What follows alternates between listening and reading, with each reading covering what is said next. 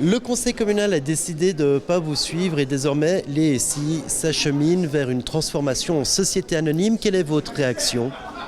Bon, d'abord, ce n'est pas le conseil communal qui a décidé de ne pas suivre, c'est la majorité de droite du conseil communal qui n'a pas voulu être raisonnable parce que nous proposions, je pense, une manière de procéder qui était très, très raisonnable, et de procéder par étapes et de garantir pour le Conseil une possibilité d'avoir une prise sur l'avenir des services industriels. La majorité de droite, malheureusement, on a décidé autrement. Vous escomptiez glaner quelques voix à droite, le calcul a été mauvais.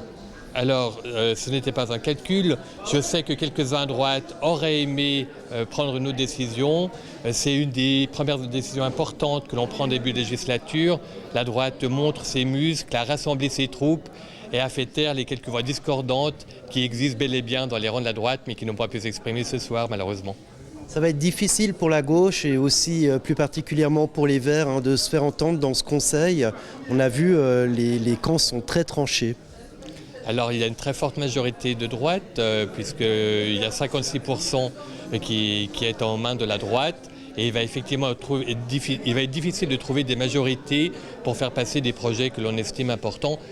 Ça paraît être des questions politiciennes, il y a des enjeux qui sont bien au-delà des clivages politiques, il y a des enjeux qui sont liés au climat, qui sont liés à l'approvisionnement en énergie de la ville de Nyon.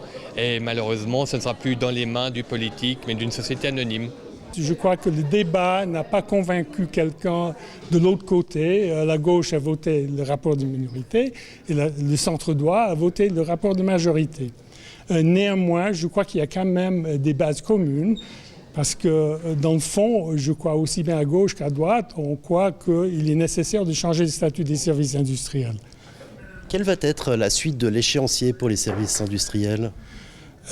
Maintenant, la balle est dans le camp de la municipalité qui doit venir avec un préavis bien ficelé et ça va engendrer un débat certainement assez approfondi et ça va suivre son cours et puis on verra la suite. Alors en fin de semaine passée, on a appris que finalement c'était une société zurichoise qui allait chauffer les jardins du Couchant. Quelle est votre réaction ?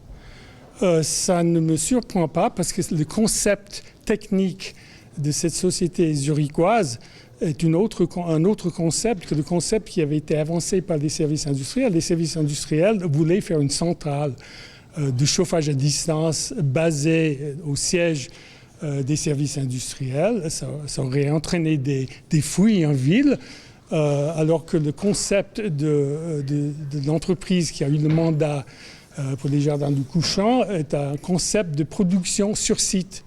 Donc c'est un autre concept technique.